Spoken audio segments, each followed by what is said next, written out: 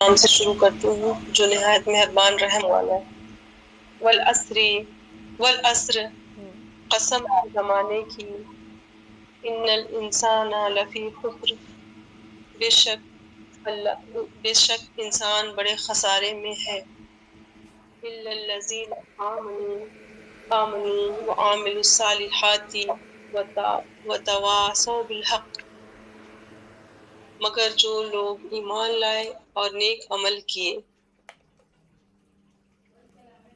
وتواصوا بالحق، وتواصوا بالصبر، اور آپس میں تلقین کرتے ہیں حق پر قائم رہنے کی ایک دوسرے کو، اور تلقین کرتے ہیں آپس میں صبر کرنے کی، جی صبر قائم رہنے کی۔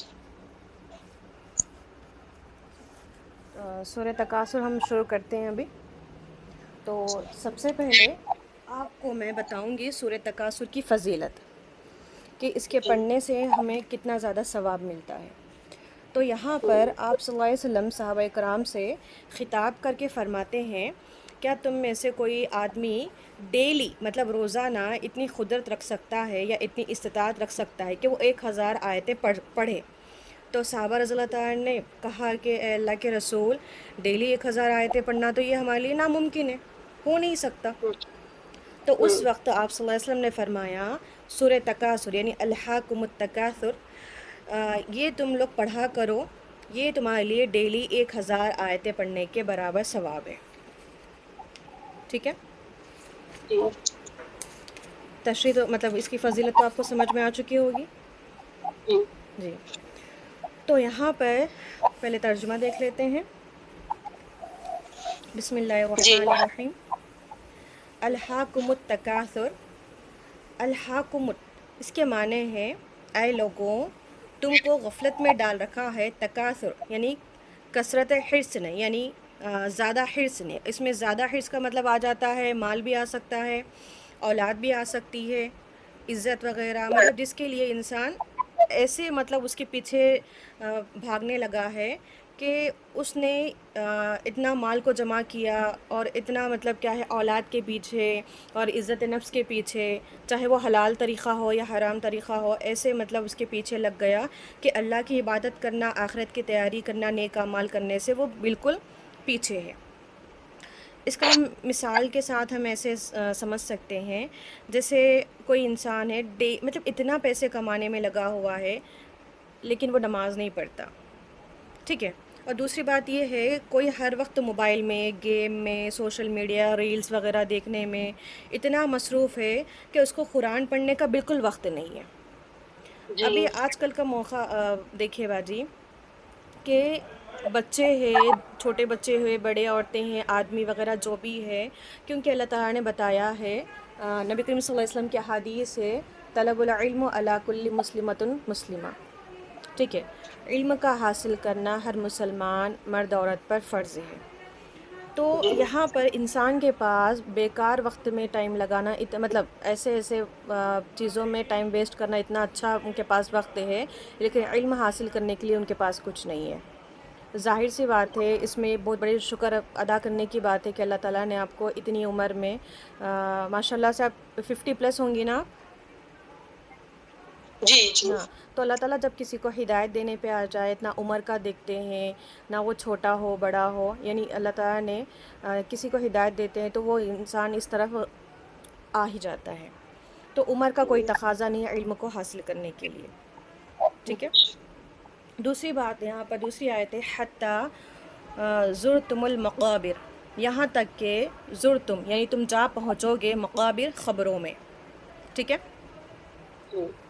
تو انسان یہاں پر پوری زندگی دنیا کے پیچھے بھاگتا رہا، پھر جب وہ موت آ جاتی ہے تو وہ خبر میں پہنچ جاتا ہے۔ جیسے مثال کی بات، امتحان کی تیاری چھوڑ کر انسان صرف کھیلتا رہتا ہے، پھر امتحان آ جائے تو وقت ختم ہو جاتا ہے، مطلب کچھ نہیں کمایا اس نے، ٹھیک ہے۔ کلا سوف تعلمون، کلا ہرگز نہیں، سوف ان قریب، تعلمون تم جان لو گے، یعنی موت کے بعد انسان کو معلوم ہو جائے گا یہ واقعی میں مطلب موت کے بعد سزا و جزا ملتی ہے، قیامت ہے، قبر میں عذاب ہوتا ہے یا نہیں، انسان وہاں پہ جانے کے بعد ہی اس کو معلوم ہو جائے گا۔ ٹھیک ہے. ثم کلا سوف تعلمون، پھر ہرگز نہیں ان قریب تم جان لو گے. ٹھیک ہے. کلا لو تعلمون علم الیقین، ہرگز نہیں اگر تم جان لو گے یقینی آنکھوں سے. سوری، یقینی آنکھوں سے بول رہی، سوری. ہرگز نہیں تم یقینی طور پر جان لیتے. ٹھیک ہے. مطلب یہاں پر یہ ہے تم یقینی طور پہ تم جان لیتے. تو یہاں پر یہ ہے کہ اگر انسان کو آخرت پر پختہ یقین ہو تو وہ دنیا میں اتنا نہیں کھوئے گا جتنا وہ ابھی کھو کر ہے. اگر دنیا میں ہی اس کو اچھے برے کا معلوم ہو جائے، صحیح اور غلط کا معلوم ہو جائے، دنیا آخرت کے جو اعمال وغیرہ ہے، ہم دنیا میں کیوں آئے ہیں، اگر وہ اس کے اوپر یقینی طور پر وہ علم حاصل کر لے، ہے نا، تو اس کے لیے مطلب پچھتاوا نہیں ہوگا. لا ترون الجحیم، ضرور بضرور تم دیکھو گے دوزخ کو، یعنی جہنم کو. ٹھیک ہے. ثم لترونہا عین الیقین، پھر تم ضرور بضرور دیکھو گے یقینی آنکھوں سے. یہ عین کے معنی ہے آنکھ، یقینی آنکھوں سے. ثم لتسألن یومئذ عن النعیم، پھر ضرور بضرور پھر اس دن تم سے نعمتوں کے بارے میں ضرور سوال کیا جائے گا. ٹھیک ہے. تو یہاں پر دیکھیے تم سے ضرور بضرور ان نعمتوں کے بارے میں سوال کیا جائے گا. تو یہاں پر بات یہ ہے اللہ تعالیٰ نعمتوں کے بارے میں سوال کریں گے. ٹھیک ہے.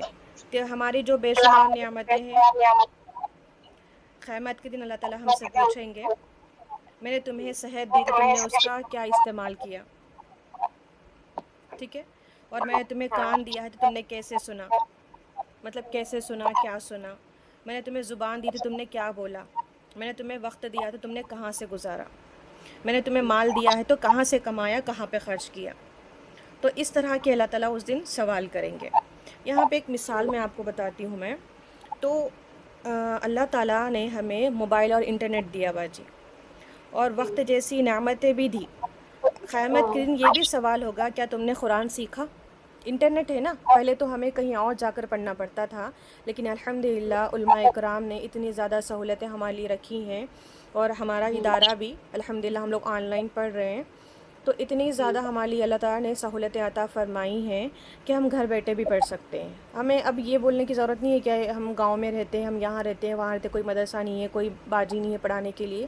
ابھی ہم گھر بیٹھے بیٹھے پڑھ سکتے ہیں. تو قیامت کے دن یہ بھی سوال ہوگا کہ بھائی تمہارے پاس انٹرنیٹ تھا، ہے نا، تمہارے پاس موبائل تھا، کیا تم نے قرآن سیکھا. تم نے قرآن سیکھنے کے ساتھ تم نے علم کو حاصل کیا کہ والدین کی کیسے خدمت کرنا چاہیے. علم حاصل کیا تو کیسا علم حاصل کیا. تم نے دنیاوی علم حاصل کیا کہ آخرت کا علم حاصل کیا. کیونکہ یہاں پہ دونوں آپشن ہیں، تم دنیا کا بھی سیکھ سکتے ہو، آخرت کا بھی سیکھ سکتے ہو. مطلب یہ سارا وقت تم نے فضول ویڈیوز وغیرہ کھیل میں گزارا. ٹھیک ہے. تو یہاں پر آپ صلی اللہ علیہ وسلم نے ایک حدیث بتائی ہے. ٹھیک ہے. یہاں پہ تو ہر چیز کا سوال ہوگا. آپ صلی اللہ علیہ وسلم فرماتے ہیں انسان قیامت کے دن اپنی جگہ سے بالکل نہیں ہٹ سکتا جب تک کہ اسے 5 چیزوں کے بارے میں سوال نہ کیا جائے. پہلا سوال ہے اس سے عمر کہاں گزاری. مطلب اللہ تعالیٰ پوچھیں گے پوری زندگی تم نے کس کام میں گزاری. مثال کے طور پر ایک طالب علم کو پورا سال پڑھنے کا وقت ملا، لیکن وہ سارا وقت کیا کیا، کھیلتا ہوا موبائل وغیرہ میں، گیمز وغیرہ میں نکال دیا. امتحان کا دن اس کے پاس آ گیا، جب اس سے پوچھا جاتا ہے نا پورا سال بھائی تم نے کیا کیا. تو اسی طرح اللہ تعالیٰ ہم سے قیامت کن پوچھیں گے نماز پڑھی کہ نہیں پڑھی، قرآن پڑھا کہ نہیں پڑھا، والدین کی خدمت کی کہ نہیں کی، نیک کام کیے کہ نہیں کیے. تو پہلا سوال ہو گیا عمر کہاں گزاری، مطلب کیسے کیسے تم نے خرچ کیا. دوسری ہوتی ہے جوانی کس کام میں تم نے لگائی. ٹھیک ہے. جوانی کا طاقت اور صحت کا بہترین وقت ہے، کیونکہ اس میں ہی مطلب بیماریاں وغیرہ وہ کچھ نہیں ہوتی، انسان کچھ بھی کر سکتا ہے، کھڑے کے گھنٹوں نماز بھی پڑھ سکتا ہے. تو یہ وقت کہاں صرف کیا. مثال اگر کسی نوجوان کے پاس بہت طاقت تھی، وہ چاہتا تو کیا ہے مسجد بھی جا سکتا تھا، علم بھی حاصل کر سکتا ہے، لوگوں کی مدد بھی کر سکتا ہے، لیکن وہ سارا وقت انہیں فضول کاموں میں، گناہوں میں لگا دیا. تو اللہ تعالیٰ کیا ہے قیامت کن پوچھیں گے تمہیں اتنی طاقت دی گئی جوانی میں، تو تم نے اس میں کیا مطلب تم نے استعمال کیا، یعنی اس سے تم نے علم کو سیکھا یا نہیں سیکھا. اگر علم کو سیکھا تو اس سے تم نے کیا کیا، ہے نا. اور مطلب 2 سوال ہو گئے. پہلے تم نے عمر کہاں کیا ہے عمر کس چیز میں خرچ کیا اور اپنی جوانی کس کام میں لگائی. تیسرا ہے مال کہاں سے کمایا. ٹھیک ہے. اب مال کہاں سے کمائی یعنی روزی حلال طریقے سے کمائی یا حرام طریقے سے کمائی. ٹھیک ہے. مطلب ایک نے ایمانداری سے کاروبار کیا, دوسرے نے جھوٹ بول کر دھوکہ دے کر پیسے کمایا. تو قیامت کے دن یہ بھی پوچھا جائے گا مال حلال طریقے سے کمایا یا حرام سے. ٹھیک ہے. اس کے بعد 4تھ پوائنٹ ہے باجی, مال کہاں خرچ کیا. مطلب جو مال تمہیں ملا ہے اسے کہاں خرچ کیا. مثال کے طور پر ایک شخص نے اپنے پیسے سے گھر والوں کی بہت ان کی ضرورتوں کو پوری کی, صدقہ بھی دیا, اچھے کام بھی کیے, لیکن دوسرے نے کیا کیا, وہی پیسوں کو فضول خرچی میں لگا دیا, گناہوں میں, بری چیزوں میں, شراب ہے نا, جوا وغیرہ ایسی چیزوں میں, یا سود وغیرہ پہ مطلب سب کو پیسے دینا کرنا, اس طرح کے اس نے کام کیا. 5ویں بات ہے جو علم تم کو دیا ہے اس پر کتنا عمل کیا. جیسا کہ اس میں بھی آ سکتی ہوں, میں تو آپ کو پڑھا رہی ہوں, ضروری نہیں ہے کہ مطلب اللہ مجھ سے نہیں پوچھیں گے, میں آپ کو اتنا پڑھا رہی ہوں, مطلب آپ کو سمجھا رہی ہوں ہر چیز کا, اللہ تعالیٰ مجھ سے بھی پوچھیں گے کہ بھائی تم جو ان کو پڑھا رہی تھی, بھائی تم نے پڑھایا لیکن عمل کتنا کیا, تم بھی تو اپنی بات بتاؤ. تو یہاں پر سب سے پوچھا جائے گا, علماء کرام سے بھی پوچھا جائے گا, عام انسانوں سے بھی پوچھا جائے گا کہ مثال کے طور پر باجی ایک بچے نے سیکھا کہ جھوٹ بولنا گناہ ہے, لیکن لیکن پھر اس پہ بھی کیا ہے وہ جھوٹ بولتا رہا, اور دوسرے بچے نے یہی بات سیکھی اور ہمیشہ سچ بولنے کی کوشش کی. تو اللہ تعالیٰ پوچھیں گے تمہیں علم دیا تھا تو تم نے اس پر کتنا عمل کیا. ٹھیک ہے. تو اس طرح اللہ تعالیٰ کیا ہے 5 چیزوں کا جب تک سوال نہیں ہوگا انسان وہاں سے نہیں ہٹے گا. پہلی ہے عمر کس چیز میں خرچ کیا, اپنی جوانی کس کام میں گزاری, مال کہاں سے کمایا, اور مال کہاں خرچ کیا, جو علم تم کو دیا تو اس پر تم نے کتنا عمل کیا. سمجھ میں آ گئے باجی اچھے سے. آگے کچھ پوچھنا ہے؟ نہیں, ہو گیا. چلیے الحمدللہ.